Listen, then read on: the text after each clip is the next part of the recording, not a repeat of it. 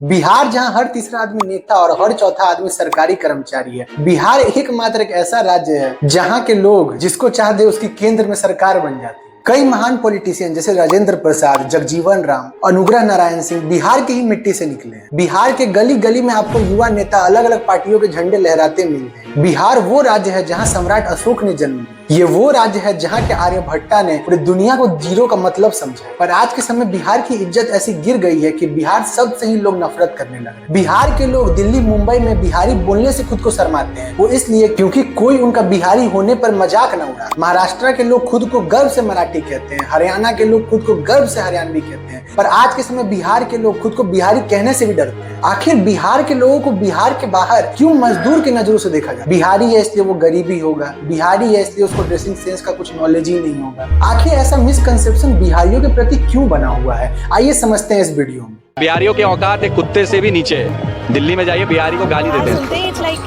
कुछ नहीं हो सकता है। जब भी मैं बिहार का नाम सुनती हूँ मेरे दिमाग में ना एक गरीबी जैसी इमेज आती है। बिहारियों का वो आता है, ये होता है फियर कहा जाता है। बिहार के हैं पर हमको बिहारी मत कहना, क्योंकि समाज में ऐसा फैला है बदहाली, बिहारी होना हो गया है गाली। और जानते हो ऐसा हम काहे कह रहे हैं? क्योंकि हम बिहारी होने का जिल्लत से हैं।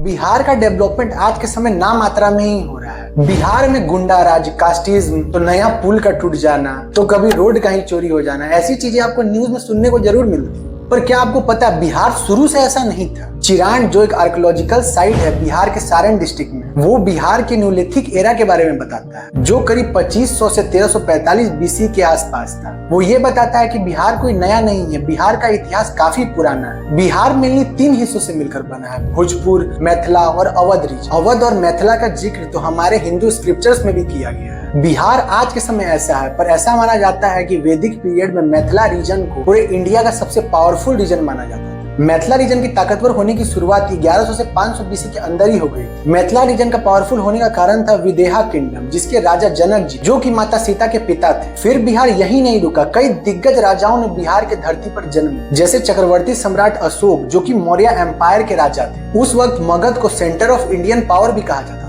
बिहार की धरती पर ही 2 महान रिलीजन का भी जन्म हुआ, बुद्धिज्म और जैनिज्म। बिहार के लोग मौर्यन एम्पायर के समय मेनली एग्रीकल्चर पर डिपेंडेंट थे और उस वक्त के लोग काफी अच्छी लाइफस्टाइल जिया करते। फिर कई राजा ने बिहार की धरती पर शासन किया, जैसे शेरशाह सूरी। उस वक्त भी बिहार के लोगों की स्थिति काफी अच्छी। बिहार के लोग उस समय गरीबी रेखा से भी बाहर आते थे। पर जैसे ही बैटल ऑफ बक्सर 1764 होता है, वैसे ही मुगल्स हार जाते हैं और बिहार अंग्रेजों के कब्जे में हो जाता है। उस टाइम पे बंगाल और उड़ीसा भी बिहार का ही पार्ट हुआ करता था। उसके बाद अंग्रेजों ने कई नियम बनाए जिससे उन्हें फायदा और हमें नुकसान हुआ। और ऐसे ही करते करते 1900 में Bihar one of the poorest and most badly administrated state बन गया। और उसके बाद 1916 में उड़ीसा को बिहार से अलग कर दिया जाता है और उसके बाद 1936 में बंगाल, और बिहार ऊपर से नीचे पहुंची। और उसके बाद बिहार तो बर्बाद हो ही चुका था और अलग अलग जातियों ने भी आपस में बिहार में लड़ाई स्टार्ट कर दिया। जमीनों के पीछे लोग अपने ही रिलेटिव्स की जान ले रहे थे और फाइनली देश आजाद हो गया। आजादी के बाद इंडियन गवर्नमेंट फिर से बिहार को अंग्रेजों के पहले वाली पहचान देने के लिए पूरी कोशिश करती। 1947 से 1979 तक बिहार में कई काम हुए जिससे बिहार आगे बढ़ सके। जैसे बिहार में शुगर और वेजिटेबल ऑयल इंडस्ट्री लग गए। Until the mid 50s 25% sugar पूरे इंडिया में बिहार से ही सप्लाई किया जाता था। पूरे इंडिया का 50% हॉर्टिकल्चर क्रॉप बिहार में ही प्रोड्यूस होता था और पूरे इंडिया का 29% राइस और व्हीट बिहार से ही निकलता था। उस समय बिहार एक अलग ही ऊंचाई छूने लगा था। Dalmia Nagar one of the largest agriculture hub बन जाता है। बिहार में कई फैक्ट्रीज खुलती हैं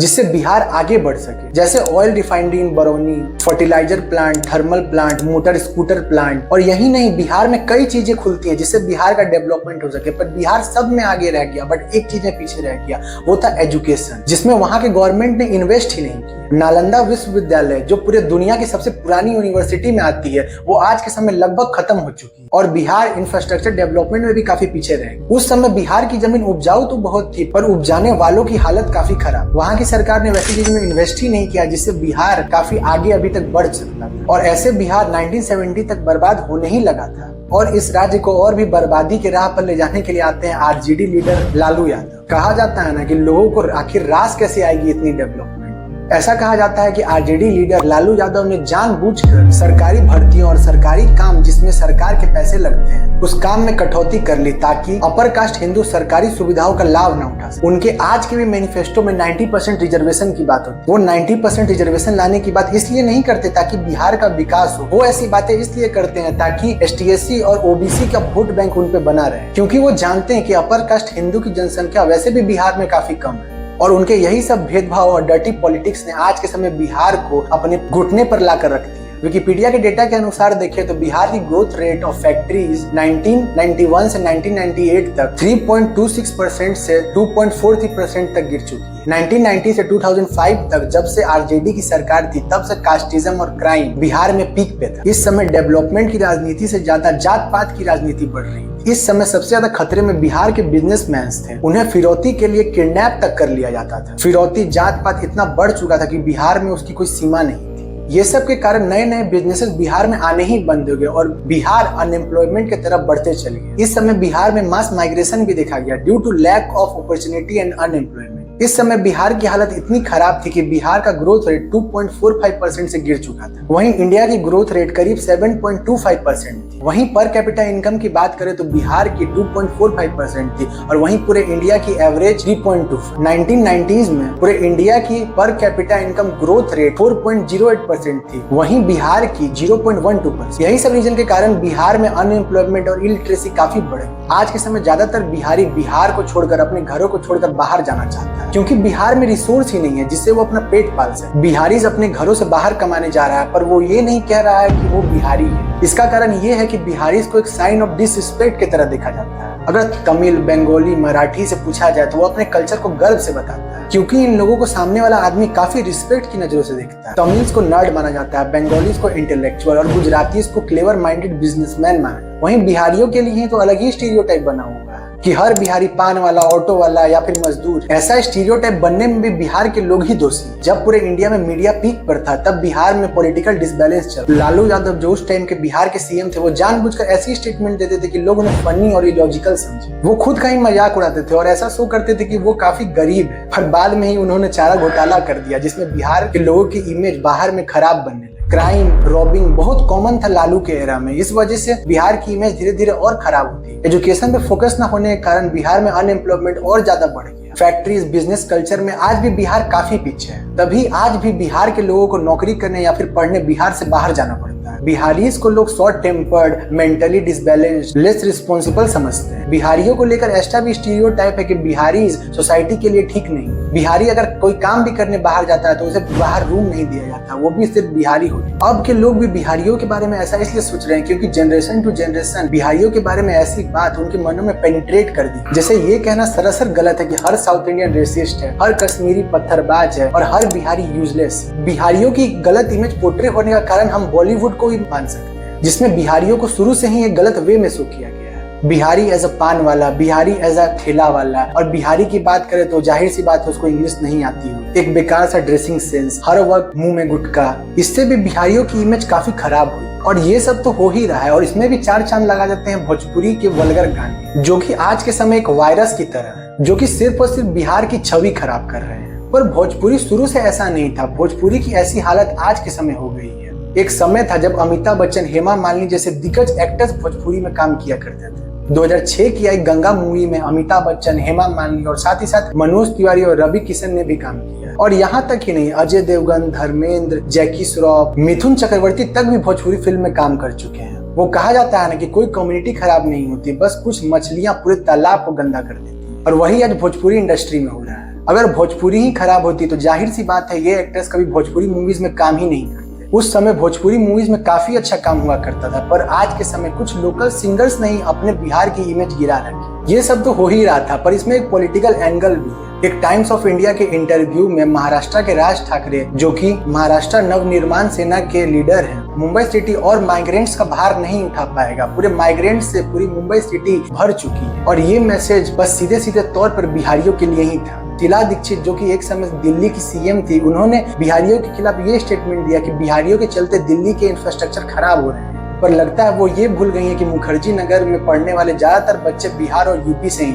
उनके चलते दिल्ली के जीडीपी में कम से कम 0.1% भी कंट्रीब्यूशन तो जरूर होगा। शिवसेना के लीडर बाल ठाकरे को पता नहीं क्या बिहारियों से इतनी नफरत थी। उन्होंने बिहारियों के लिए एक ऐसा स्टेटमेंट दिया। उन्होंने बिहारियों के बारे में ये कहा कि बिहारी बिहार से बीमारियां लेकर आते हैं और वहां के लोगों को नई नई बीमारियां देते हैं। उनका बिहारी के प्रति ये मानना था कि ऐसा कोई भी लीडर का किसी के प्रति नहीं मानना होना चाहिए। उनका कहना था कि 1 बिहारी 100 बीमारी, 2 बिहारी लड़ाई की तैयारी, 3 बिहारी ट्रेन हमारी और 5 बिहारी तो सरकार हमारी। ऐसी बातें कोई भी लीडर्स के मुंह से शोभा नहीं देती है, जबकि तब आप बहुत इन्फ्लुएंशियल हो, तब तो ऐसी बातें बिल्कुल नहीं करनी चाहिए। क्योंकि अगर आप आज ऐसी बातें बोल रहे हैं तो ये बात आप नहीं बोल रहे हैं, ऐसी बात पूरे देश के हर आदमी के कान में गूंज रही है। और ये परसेप्शन उस समय से आज के टाइम तक महाराष्ट्र के लोगों में फैला हुआ है। 3 फरवरी 2008 के समय 2 पॉलिटिकल पार्टीज के बीच में मुंबई के दादर में क्लैश होता है। महाराष्ट्र नवनिर्माण सेना और समाजवादी पार्टी। समाजवादी पार्टी एक रैली कर रही है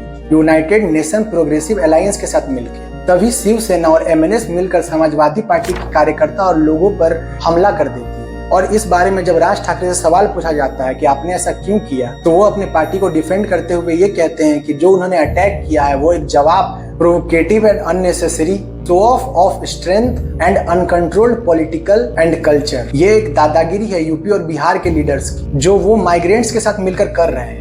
ऐसे इंसिडेंट अगर मेरे पर्सपेक्टिव से देखें तो बिहारीज और मराठीज दोनों के बीच में टेंशन क्रिएट करता है। दोनों कम्युनिटी के बीच एक दूसरे के खिलाफ नफरत बढ़ती है। और आज भी आप दिल्ली या मुंबई जाओ तो लोग ये नहीं कहते कि कोई आया है, वो ये कहते हैं कि कोई बिहारी आया है। और आम इंसान तो आम इंसान, जिन्होंने हमें एक से बढ़कर एक मूवी दी है, जो कि एक एक्टर भी नहीं, एक बेहतरीन आदमी भी है, उनके साथ भी रेसिज्म हो चुका है। मैं बात कर रहा हूँ मनोज वाजपेयी की। उन्होंने खुद रिसेंटली टीआरएस हिंदी में इस बारे में बात की। इतने लोग आज के समय एमएस धोनी से इंस्पायर होते हैं, जिन पे 2 मूवी तक बन चुकी।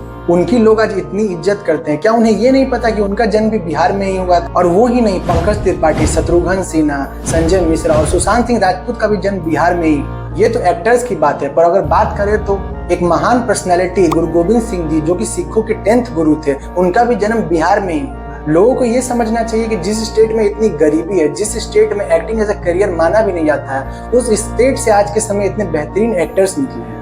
इतना पिछड़ा राज होने के बावजूद भी पूरे इंडिया के सबसे ज्यादा आईपीएस और आईएएस यूपी और बिहार से ही निकलते हैं। हम इससे ये कंक्लूड कर सकते हैं कि बिहार के लोग योग्य तो बहुत हैं, पर बिहार के लोगों की योग्यता लोग पहचान ही नहीं पाते। और रही बात इंडियन लोगों की, तो इंडिया में जब तक रेसिज्म रहेगा लोग ऐसे ही लड़ते रहेंगे। और बिहार ही नहीं, पूरे इंडिया के हर स्टेट बर्बाद हो जाएंगे। किसी भी देश के डेवलपमेंट में हर आदमी का इक्वली योगदान हो, चाहे वो कोई किसान हो या फिर कोई डिप्लोमेट। होप करता हूँ कि आपको ये वीडियो इन्फॉर्मेटिव लगा हो। आपकी इसमें क्या राय है कमेंट में जरूर बताएं। And don't forget to share. धन्यवाद।